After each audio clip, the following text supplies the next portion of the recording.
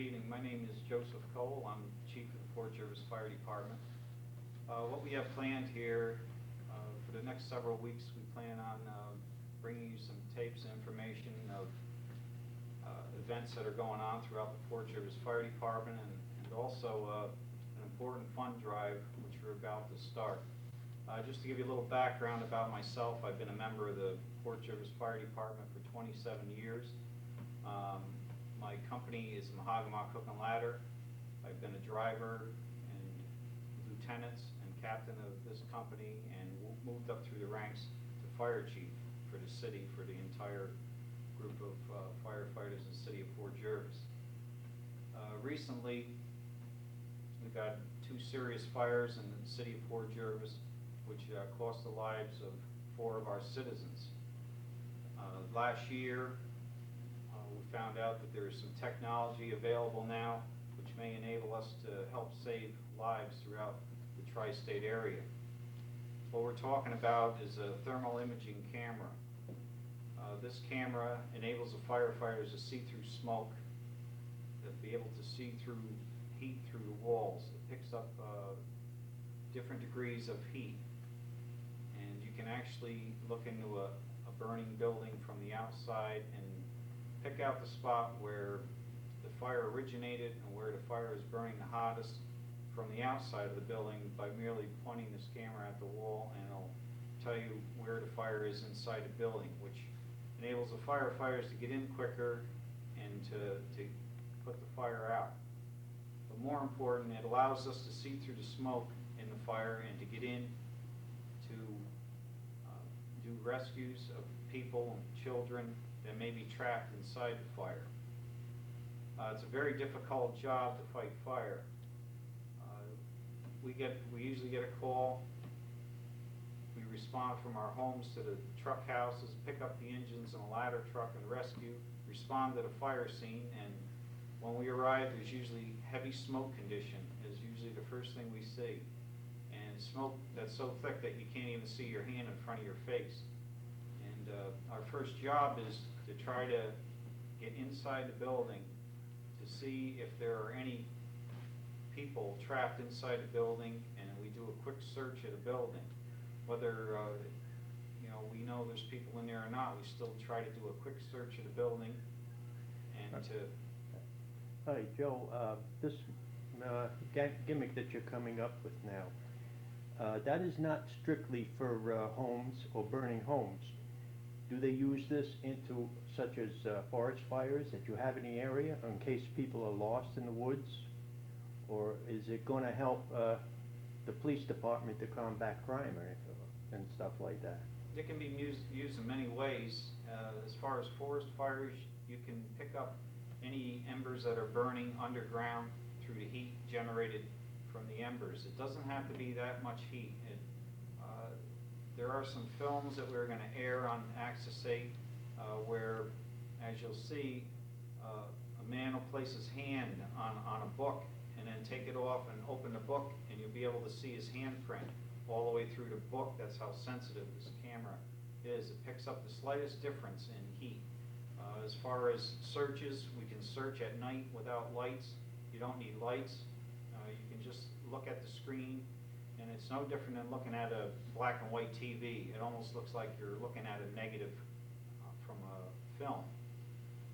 Right. I hear that you already tried this at a home or one of your places that you use for training people. And can you explain that a little bit about that and how it worked at that particular site that you tried it on? Okay, just in the past week, myself and 3 of the training officers of the city of Fort Jervis, we got together with the mayor and the DPW, and there's several abandoned houses throughout the city that are in deplorable condition or scheduled to be demolished. We set it up where we would use one as an actual drill, and we took and built a fire inside of a 55-gallon drum inside the building so that we wouldn't actually set the building on fire, because there's too many wires in the immediate area to really burn the building. So we built a fire inside the barrel, and we filled the drum with straw and wet hay, and then also wood and other combustibles to create the actual conditions of a fire. The whole building was totally packed with smoke right to the floor where you couldn't see a thing. We had a man inside with the camera. Our firefighters weren't even aware of that we had the camera at the site that night. It was a surprise drill, and we had men inside with the camera watching our firefighters break through the doors and come in and try to find victims that we had placed inside the building, because part of the drill was that there was people trapped inside the building. They started their search, and on the film we had actual video of the firefighters crawling through, and there's a remote transmitter which transmits back to a TV and VCR tape at the command post which we had set up, and we taped the actual drill where these men were going inside, crawling on their hands and knees, searching for victims through the smoke. You could see that progress they made was very slow, because you have to crawl, you have to follow along the edge of a wall. You take your hand and you sweep out in front of you, completely blind, because you cannot see anything. All you can do is use your hearing to hear if you can hear someone yelling, or your sense of touch to see if you can locate a victim in a fire. And it's very difficult, and it's time consuming. You don't cover all the areas because you have to stay close to the walls until you can really figure out where you are in the room. And then we work out from the walls out towards the center room, and it takes a lot of time to do that. Okay, what you're saying now is that when you use the image machine that picks out these people, you guide the people that are in, your firemen that are already in the place looking for the victims. Do the ones outside guide them to these victims, or how does that work? Usually the lead man there would be one man with the camera, and then two other fellows would back him up, would come behind him with the water can, which is just a fire extinguisher, for the initial, for initial quick search of a building. We don't drag hose lines in because they're too heavy and it takes too much time to maneuver them through the building. So you have a man with all the rear packs on, totally suited up, one man with a camera, and two water cans, as we call them, to come inside the building to conduct a search. The man in the front with the camera can actually just stand at the edge of the room and scan across the room with the camera and see all the objects in the room. If you find a bed, they'd automatically go to the bed, check under the bed, lift it up to make sure that a child hasn't crawled under, because a bed is a good hiding place for a child. A lot of times this heat and smoke will start building from the ceiling, and it's just a natural reaction to them to hide somewhere. They'll either hide under a bed or in a closet. They'll go in a closet, close the door, and pull clothes down on top of them and try to keep the smoke and heat away from them. And that's normally where we find victims in the fire, are in those places. Okay, right now you only have one of these units, am I correct? We have no units right now. This was a unit that was borrowed or was brought here as a demonstration. Oh, I see. The unit itself is very expensive. They cost between $18,000 and $25,000. And the annual city budget for the City of Port Jervis Fire Department doesn't enable us to, purchase a unit, at that price. So that's why we're putting together a private fund drive launched by the fire department to raise these monies from the citizens of the entire, tri-state area. Because the camera wouldn't be limited just to Port Jervis. It would be available on mutual aid call to Matamoros, the town of Deer Park, any place, New Jersey, down in Montague, Greenville, wherever, it was needed that could respond to those locations. Yeah, exactly how would you bring this subject across to the people to make them understand that you need it? In what way are you going to get these funds, or how to get these funds? Well, our main fund drive each year, the Port Jervis Fire Department sends out letters to every citizen requesting a donation. This year we're going to do the same thing. We've always done very well in the past, but this year the funding is going to be used towards the purchase of the camera.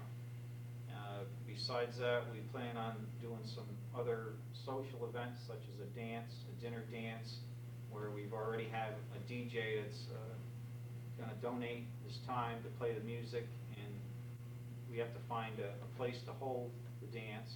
You know, we're looking for donations of anything that we can get to help put this on, and we'll sell, you know, tickets for a dinner dance, and, you know, we'll raise the funds.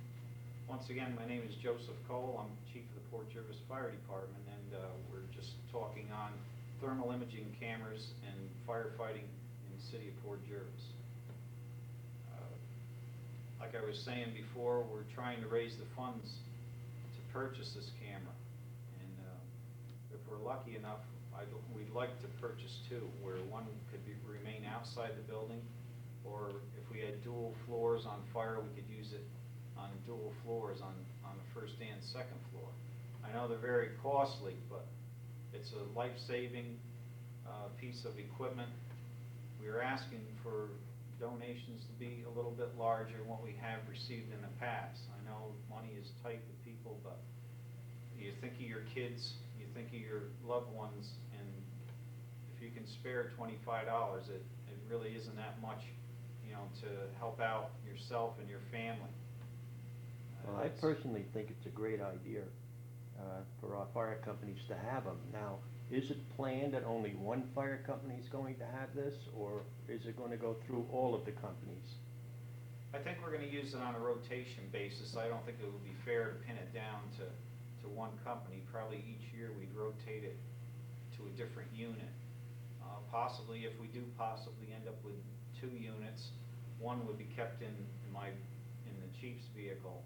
Since I'm usually the first one on the scene of the alarms, I would have it where I can make an assessment of the fire before the pumper units arrived and the ladder truck, where I could find out exactly which room the fire was burning in, and to find out if we did have people inside the building, just to make the initial assessment of the fire.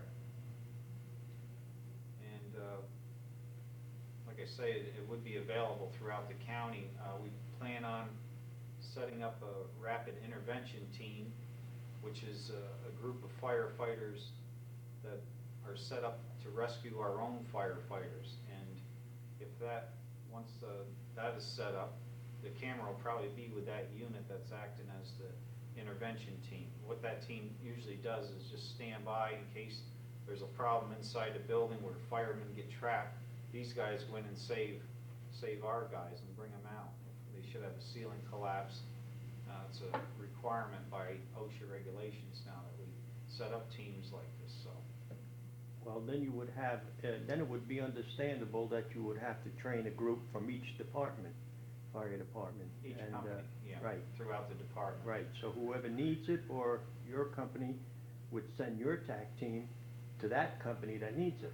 Right. Is that the way it's gonna work? Right. It'll get passed on, because if it's on one unit, let's say engine 1, if it was kept on engine 1, and the guys from engine 6 are doing an attack, or these guys are wore out, you know, after a while you do get tired, and we switch teams off. We use different firefighters. They can hand the unit. It's a handheld unit, and there are different types, and there's helmet mounted and handheld. We've been dabbling with the handheld unit, and this could be just passed off to another individual from another attack team, and they could go in and take over where they left off.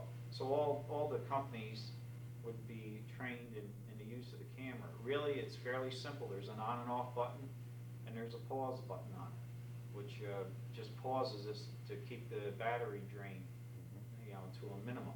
The battery life with the camera lasts about an hour, and with use of the pause button, it lasts about 3 hours on one battery. It's just a rechargeable Motorola battery that we use on our portable radios that's used in the unit, so if they're readily available. If the battery goes dead, we just take it out and flip another one back in, and we're ready to go again. All right, now, do you have plans of, once you get this going, your fund going, of course, the mayor would have to be involved in this. I mean, what does he think about this idea? Well, right now, the mayor and the council are trying to acquire funds through the state. That's why I say if we can get 2 units, I'm hoping that the people of the area will donate enough for the department to purchase one, and if we should come up with a grant through the state, we would have 2 units, which would be ideal. From all the literature I've gained or compiled from the different companies, most of the firefighters feel that 2 units are the way to go, instead of just purchasing one in case the one unit should go down. You always have a backup unit, and if you have dual floors to search, you can spread out a little bit more. So Or that's- if you have 2 different fires in 2 different Right, areas. sure. Split them up. Mhm. That's a very good idea.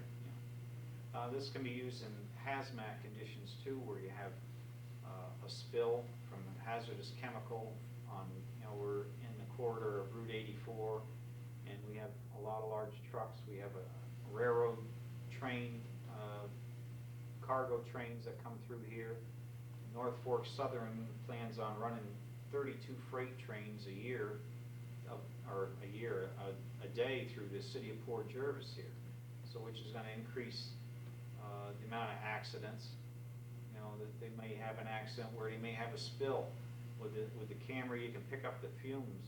You can actually see the fumes rolling on the ground and pick up direction of which way they're traveling. There's a lot of things that can be used for. It'll pick up fluids on top of the water. If we had a spill where oil or any kind of substance was traveling down the river, we could find out exactly how far extended just by using the camera. It'll tell the difference between the water and the hazardous material floating on top. We'd be able to set up booms down below to cut it off, to keep the spread from traveling too far down the river and getting down into cities down below us. So there's a lot of uses. Like I say, searches at night where we get called out every now and then for children being lost, and Alzheimer's patients have been lost, and the range of the camera, you can pick out objects 300 yards away. It's really incredible. Okay, Distance. now, being that you got this, assume that you have the cameras already working for you. Now, wouldn't it be feasible that the surrounding area hears this, of the other fire companies, such as Montague and Milford? Would they be eligible for this too, or is it just strictly for the use of Port Jervis area? The unit itself? The unit itself, right? Oh, we could travel. All they have to do is request it. Anything the city of Port Jervis has is available through the mutual aid plan. Mutual aid is, the fire chief arrives at the scene and he doesn't have a specific piece of equipment to fight the fire or the incident. He can request through the county to find out. They have a list of all equipment in the county, and they can say, well, Port Jervis has a thermal imaging camera, call Port Jervis, and we'd be on our way. We have to go because it's reciprocal. We use units from Milford, Westfall, Matamoros, Deer Park, all the time, and it's just passed on back and forth. It's just a plan so that you don't have to duplicate a lot of services, throughout the area. So it would be available, in Montague, it would be available in Sparrowbush, Huguenot, Greenville, all over, wherever it's called, it'll go. Do you have any idea of the type of benefits you would be holding, such as the dances or anything? Or I'm just curious to find out what it'll be. Now, we're just at the beginning of our planning stages with the camera. The biggest thing we're working on right now is the fund drive. We hope to have our monies in place by the end of August. We're gonna push for the end of August to finish up on our fundraising, so not to drag it out too long. We don't want this to drag out into a year or 2 years long. We're setting a relatively short period of time for us to raise these monies, and if I can get $25 out of 1,000 people, I have enough money to buy the unit. That's all it takes. And I don't think $25 is a lot, when it comes to saving a child or another adult. But the children are the hardest on firefighters, finding children in inside of a building. Well, when you stop and think of the cost of this machine or this unit, when you compare it to how many lives that it could actually save, comparing to the conventional way, I believe that it'll almost double the lives of people and getting them out of fires in time. Would you just speculate a little bit on that? Well, yeah, the time would be greatly reduced. On our drill, it took a half an hour to search the entire building.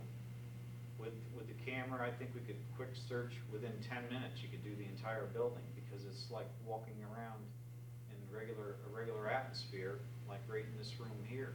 I can pick out the desk. I can see what's on the desk. I can see the papers in front of me. You can see everything. There's no mistaking what it is. It shows the actual image of what's in the room. You can see if there's fire burning in the walls. The camera's so sensitive you can actually pick out the studs, the wooden members inside the wall behind the sheetrock. You can see the nail heads on the studs. You can see the wiring. You can see if there's heat generated from the wiring, whether you have electrical fire.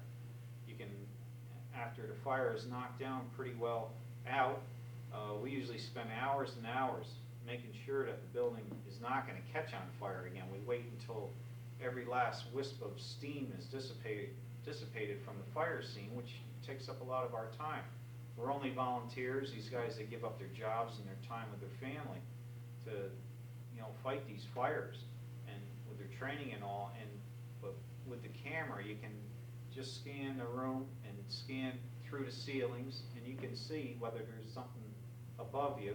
A lot of times you'll get hot embers just sitting there, and 3-4 hours later they'll flare up again, and the building will be on fire again if you don't do a correct overhaul, which is more or less tearing apart the whole room, gutting it right out, and making sure all mattresses and heavy furniture is all thrown out of the building. It takes a lot of time, and this camera would save a lot of time for the firefighters. And it's important these days because there isn't a lot of time. People are busy with 2 jobs. The amount of manpower we have is down, just like every other volunteer outfit. Everybody is hurting for manpower. We don't get the men like we used to get when things were a little bit easier. But now people work 2 jobs, and it's harder. So picking up a unit like this here will enable us to work faster with less manpower, really, than we had before. And this is the biggest invention since the Scott Air Pack, which is a bottle of air we carry on our back. Before, we used to have to crawl in a fire on our belly with nothing. Just go in and try to find somebody, take a deep breath, crawl in on your belly. But now, at least now, we can crawl in and breathe, clean air for a half an hour, and then get out and change a bottle. This here is the greatest invention since it. And I've started the fund drive. I have so much faith in it. I've donated $100 myself towards the purchase of the unit, just to open up the checking account. So that's how strongly I feel about it. Okay, now we have a tape, I believe, on this subject that you're speaking of. Can you explain a little bit about that? Right. I contacted a few of the manufacturers. We have a couple of different tapes on different types and models of cameras. We haven't seen all the cameras yet that are available. We're going to check out each one, see which one has the best features, and then we're going to decide from there on which unit we're going to purchase. So that's why I give a range they range from 18 to 25,000. We're going to see which unit gives us the most bang for a buck, and that's the one we'll go with. But in the movie, it's pretty much self-explanatory. It'll show you the unit, show you how it works. It'll show it being used in an actual fire scenario, and show it firemen using the unit a little bit better than we could. So it shows how it picks up the heat and its different uses. It really gets into it a lot better than. Okay, now is there a phone number they can call to donate money to this cause, or a place? Yes, we have they can send all their donations to Fort Jervis Fire Department, P.O. Box 1002, Fort Jervis, New York, 12771. And checks should be made out to Thermal Imaging Fund. And we'll take it from there. We have a special account set up for these monies, and we'll try to work through the newspaper to keep everybody abreast of how we're progressing, and also through Access 8, we'll come back on and let the people know how much money we've got so far, and we'll try to get some more film of us actually using some of these units in training. I know I have a couple more surprise drills set up for the guys, and we'll be using, different units again. And this time we'll let the guys get in right with the camera right from the start, and to go in and do a rescue. We're going to check our times and see how long it takes this time with the use of the camera. I think they're going to cut it down tremendously. Would these tapes be presented to Access 8 so that we could see the progress of what's going on? Sure. We have people with video that we can tape, and they'll be shown. I'll be, happy to bring them to Access 8 and let them put them on the air. Okay. The showing of these tapes is going to be on a Monday at 8:30. Okay. And we'd appreciate all the information we could get, on these tapes. Okay. That would be fine. We appreciate getting a time slot to just to show the people in the area what kind of work the Fort Jervis Fire Department does, the amount of training that we do. I think people will really be surprised at what goes on. It's not just when the fire whistle blows, or now when the pager goes off, that we run and grab a truck and, put the fire out. There's constant training going on. Every night of the week, one company or another is training. We constantly train on fighting everything from car fires to brush fires, to hazardous materials. So there's a lot of materials being covered, and we do it, all the time, every year. It never stops. It's always refreshing all the time. We have to go over it so nobody forgets what to do with it when the time comes up. I can give you a phone number if you want to call me personally if you have any questions on the thermal imaging camera, or you have a way that you may be able to help in donating a facility, or if you could, anything that could help, any way you could donate to help some type of service to the fire department. It would be my own personal number at 856-7720, and just leave a message on the machine, or my wife will take the message. If I'm there, I'll be glad to talk to you and explain more what we're doing. And Go right into the tape? right, I think right now we'll get into the tape, and I hope everybody watches, and I'm sure that you'll see what I'm talking about, and you will really understand the value of this tool. Thank you for your time.